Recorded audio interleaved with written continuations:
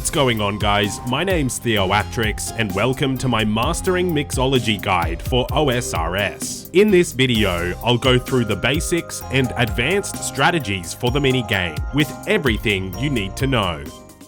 So why should you do Mixology? Well, most importantly, Mixology gives the most XP for your herbs in the entire game, which makes it a great place for Iron Men to train herb lore. Iron Men aside, the minigame offers a broad range of useful rewards and unlocks, including potion storage, the chugging barrel, the alchemist's amulet, reagent pouch, and prescription goggles. All of these are major benefits for your account that can only be unlocked by playing the minigame. You may also consider playing Mixology for money, where buying Aldarium is the best GP per hour. However, before getting started, there are some requirements to partake. To access the Mixology area, you need to complete the Children of the Sun quest, which is a short and easy quest giving access to Varlamore. But more importantly, you need at least level 60 herb lore, and this is not boostable. In terms of items, the only thing you really need is a few different herbs. With the herbs, you create pastes outside the main minigame area.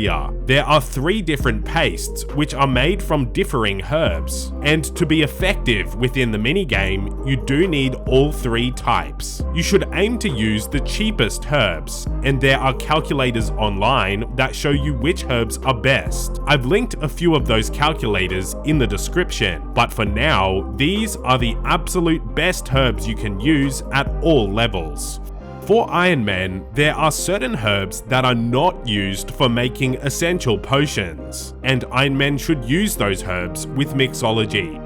Now I'll take you through a basic run-through of the minigame, and I'll briefly show each step. You firstly need to create some paste, which is done by using the refiner near the bank. Here, you bring unnoted herbs to convert into paste. Then you enter the main lab area and deposit your paste into the hopper, and that's near the entrance. Next, you're automatically assigned 3 potions to make, and that can be seen in the top left. Then, the idea is that each potion has a different combination of pastes, and you set up the potion by pulling the levers near the center. Then you take the potion from the beaker in the middle. Then you have to process the potion, which can either be homogenizing, crystallizing, or concentrating, and those are done at the 3 tables surrounding the center.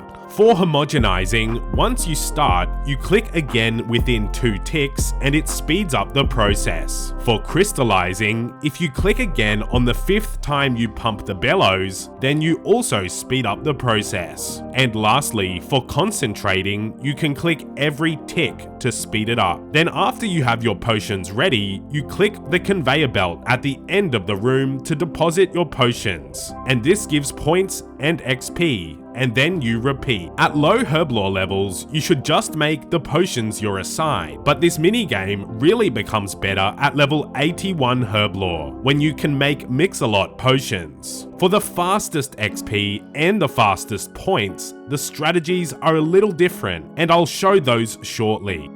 Now with Mixology, I strongly recommend installing the Mastering Mixology RuneLite plugin, and this tells you exactly what you need to do and highlights the important features. This is found on the plugin hub in the RuneLite client. While training, there's a chance that a digweed will grow in one of the corners of the area, and adding digweed to any potion will double the points and XP from handing it in. So this is great for increasing your output, but it's not always worth going out of your way for, depending on the strategy you do.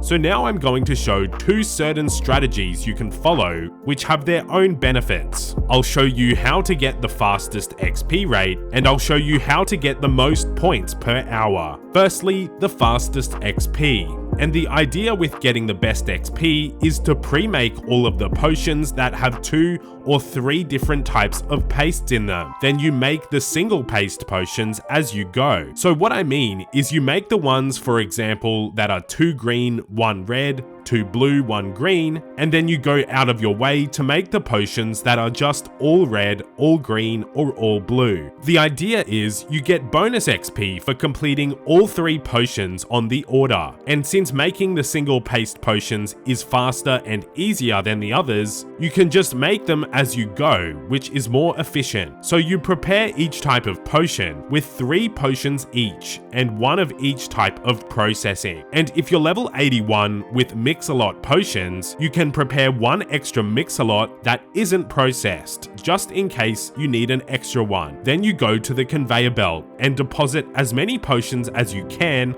until you can't fulfill the entire order. The game automatically takes the correct potions out of your inventory. Then you go out of your way to make the remaining potions in the order, and eventually, once you're low on your pre-prepared potions, you go and fill up your inventory again with all of the 2 and 3 paste potions. So the main points are that you don't need to pre-make the triple single paste potions, because they're easier to make, and you essentially deposit potions until you can't fulfill the entire order. Then you make the ones you need.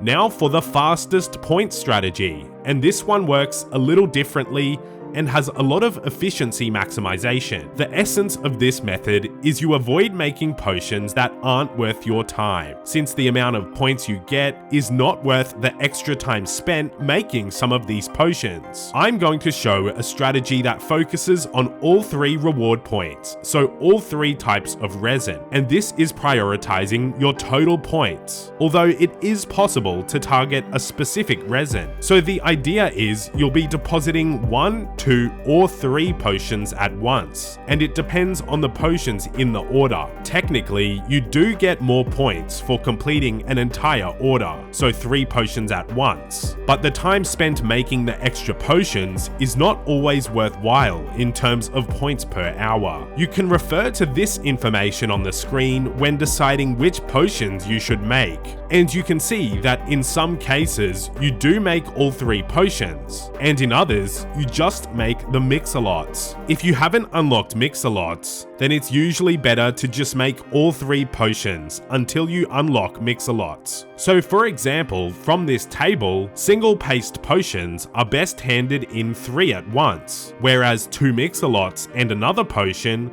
means you should only hand in the Mix-a-Lots. For the fastest points method, you should always be using the digweed on your Mix-a-Lot potions.